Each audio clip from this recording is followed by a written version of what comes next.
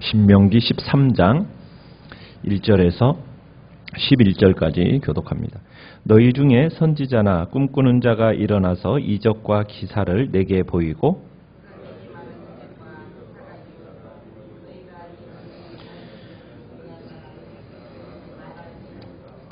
너는 그 선지자나 꿈꾸는 자의 말을 청종하지 말라. 이는 너희의 하나님 여호와께서 너희가 마음을 다하고 뜻을 다하여 너희의 하나님 여호와를 사랑하는 여부를 알려하사 너희를 시험하심이니라.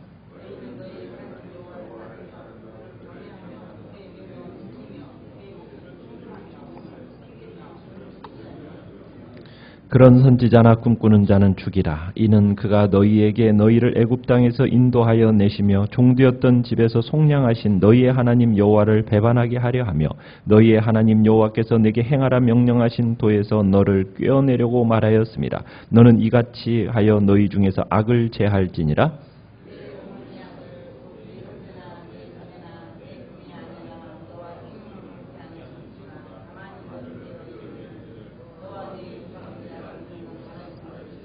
곧 내 사방을 둘러싸고 있는 민족 혹 내게서 가깝든지 내게서 멀든지 땅 이 끝에서 저 끝까지에 있는 민족의 신들을 우리가 가서 섬기자 할지라도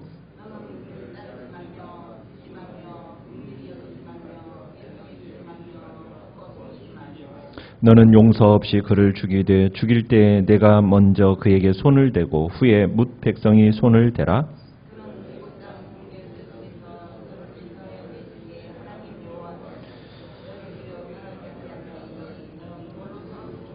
같이 읽습니다. 그리하면 온 이스라엘이 듣고 두려워하여 이 같은 악을 다시는 너희 중에서 행하지 못하리라. 아멘. 오늘 말씀의 제목은 의도하지 않는 외골신앙이라는 제목으로 말씀을 나눕니다.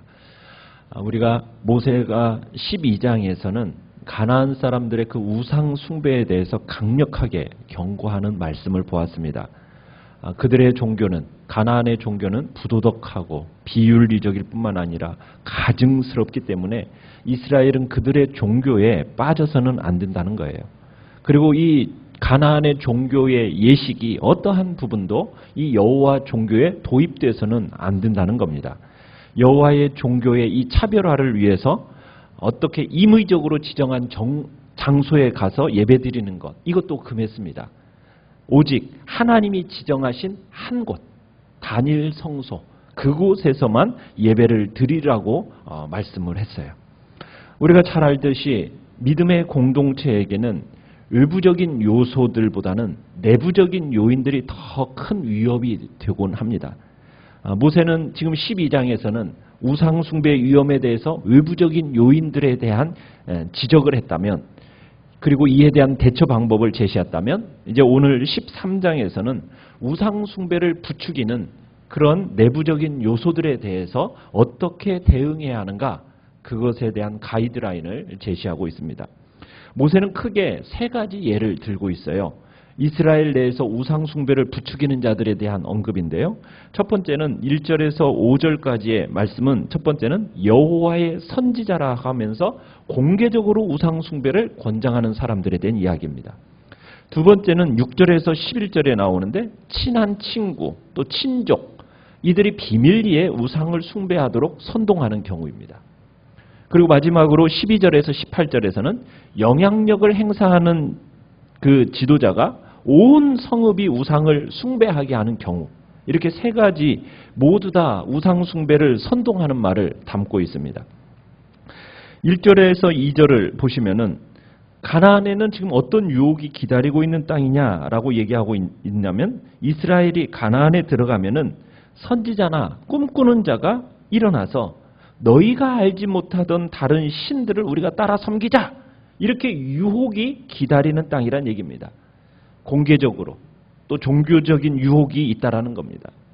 또 6절로 가보시면은 형제나 자녀나 품의 아내나 생명을 함께하는 친구가 너와 네 조상들이 알지 못하던 다른 신들을 섬기자라는 유혹이 기다리는 땅이 바로 이 가나안 땅이라고 말씀하고 있습니다.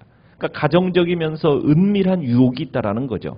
이에 대해서 하나님은 그들을 청종하지 말라고 미리 경고합니다. 먼저 1절에서 5절에 나오는 첫 번째 예의 경우를 보면은 참 이 경우는 일반인들이 거부하기가 쉽지 않습니다. 이스라엘의 종교에서 예언자 혹은 신적인 은사를 가진 자로 은사를 받은 사람이, 그렇게 인정받은 사람이 자기의 모든 영적인 권위를 동원해가지고 설득하면은 그 일반 사람들 너무나 쉽게 넘어갑니다. 여기서 선지자, 소위 꿈꾸는 자들이라고 하면 오늘날 소위 기도 많이 하는 사람, 가장 기도 많이 하고 또 가장 하나님을 가까이 하는 자들이라고 말할 수가 있습니다. 이미 이스라엘 종교에서 인정받고 있는 사람이에요. 그렇기 때문에 일반 사람들에게 더 큰 혼란을 가져올 수가 있어요.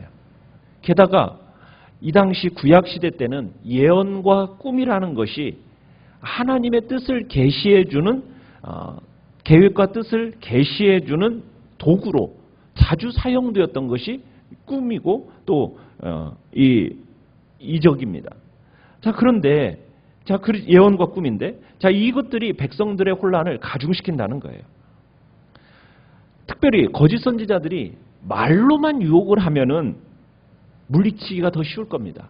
그런데 이들에게는 어떤 능력이 있습니까? 이적과 기사를 행하는 능력이 있어요. 표적과 기적을 행하는 능력이 있다는 겁니다.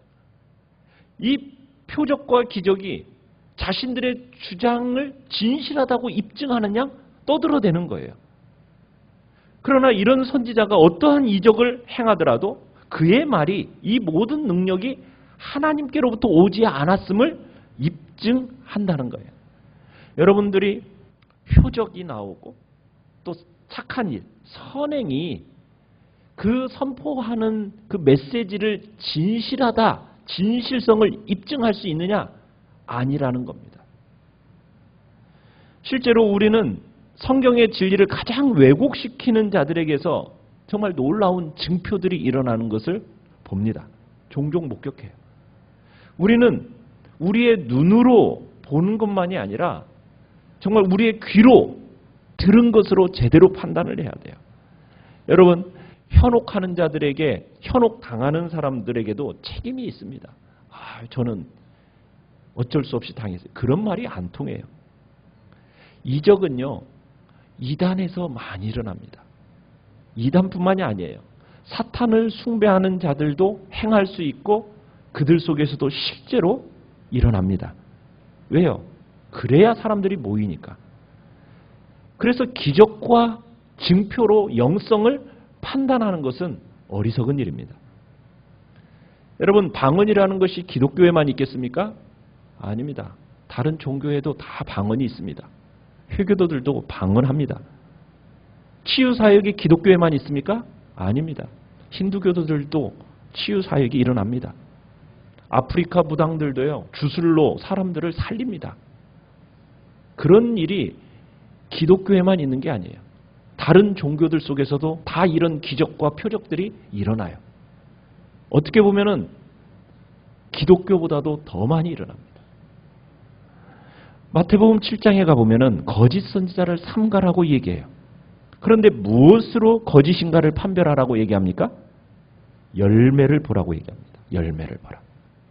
좋은 나무만이 좋은 열매를 맺는다는 거예요. 선지자 노릇하고 귀신을 쫓아내고 많은 권능을 행하는 것이 좋은 나무라는 증거가 되지 못한다는 겁니다. 영성이라는 것은 성령의 은사로 판별할 수 있는 시대가 요즘은 아닙니다. 뭘로 판별해야 된다고요? 영성은 성령의 열매로 판단하는 겁니다. 은사가 아니라 열매입니다. 자, 그러면은 하나님이 왜 이런 일을 허락하시는 걸까요? 아니, 왜 갑자기 예언하는 사람, 은사를 받은 자들이 이적을 동반하면서 그런 사람들이 하나님께 반역하도록 종용하는 일을 왜 하나님은 묵인하시는 걸까? 왜 이단들이 이렇게 득세하도록 하나님은 이렇게 허용하시는 걸까? 그 이유를 3절에서 얘기하고 있습니다. 3절을 우리 같이 한번 읽어볼까요? 시작. 너는 그 선지자나 꿈꾸는 자의 말을 청종하지 말라. 이는 너희의 하나님 여호와께서 너희가 마음을 다하고 뜻을 다하여 너희의 하나님 여호와를 사랑하는 여부를 알려하사 너희를 시험하심이니라. 지금 이유가 무엇입니까?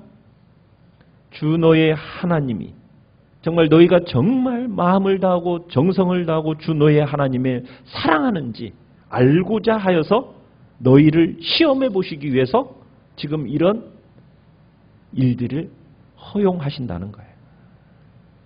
정말 이슈가 뭐예요?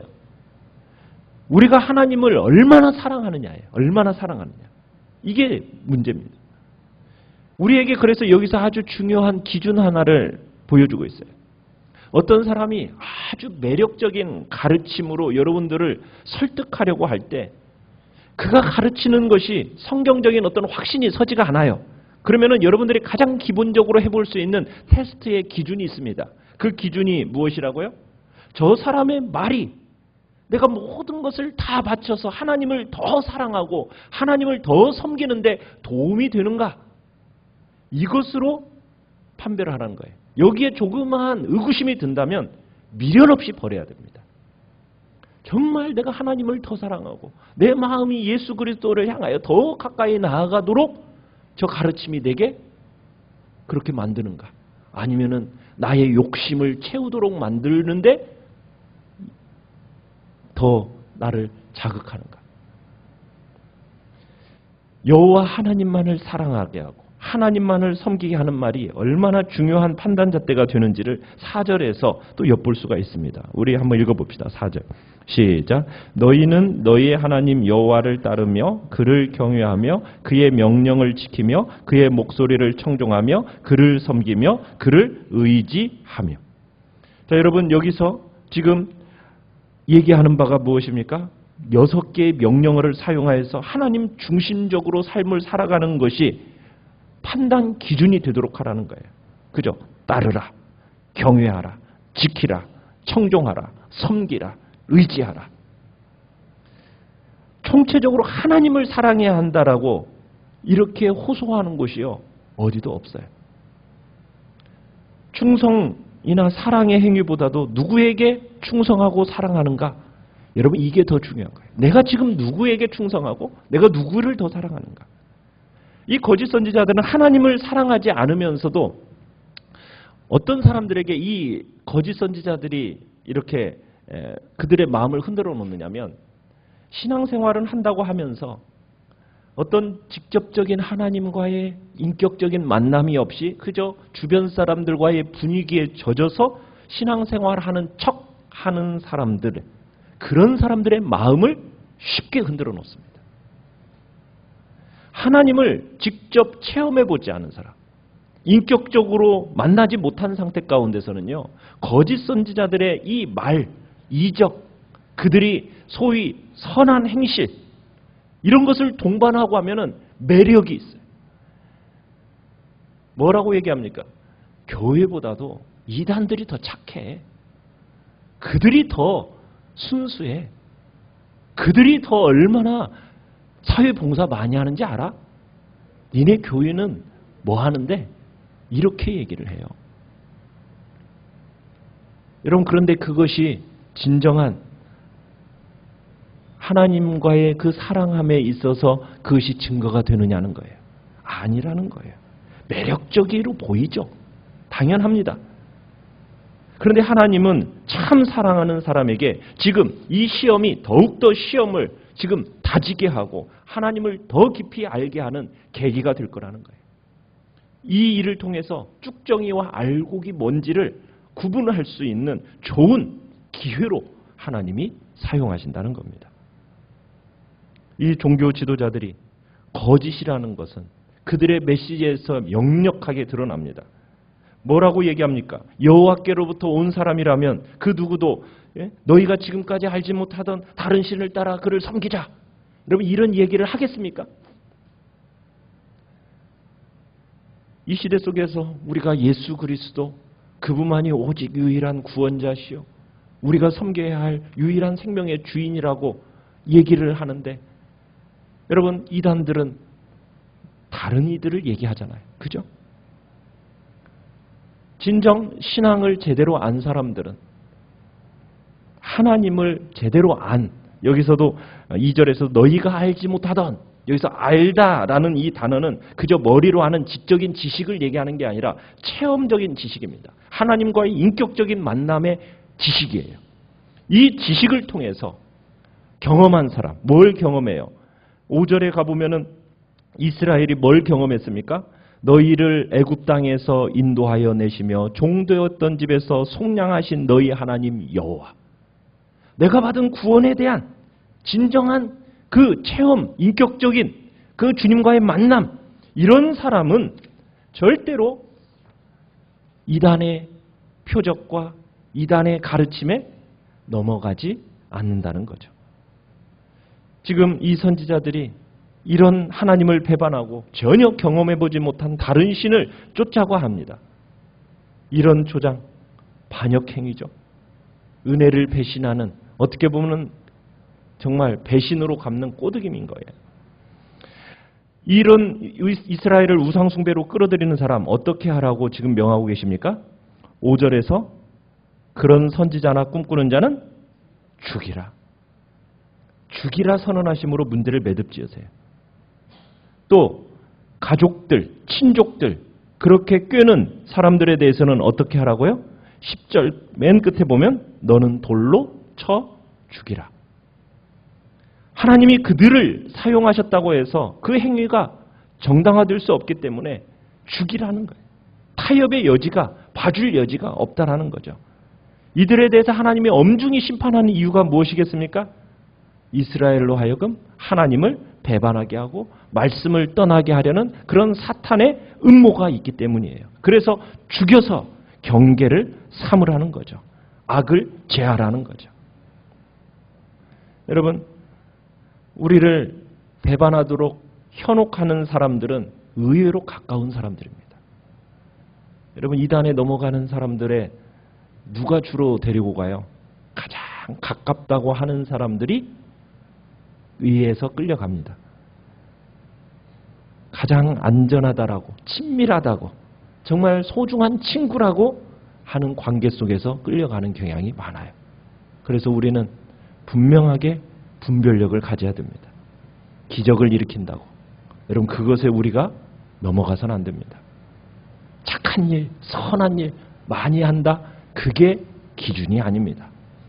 우리는 정말 하나님이 가르치는 이 진리의, 성경에 가르치는 이 내용과 다른 것을 말하고 있는 자는 항상 말씀에 비추해서 분별할 수 있는 분별력을 가지셔야 됩니다.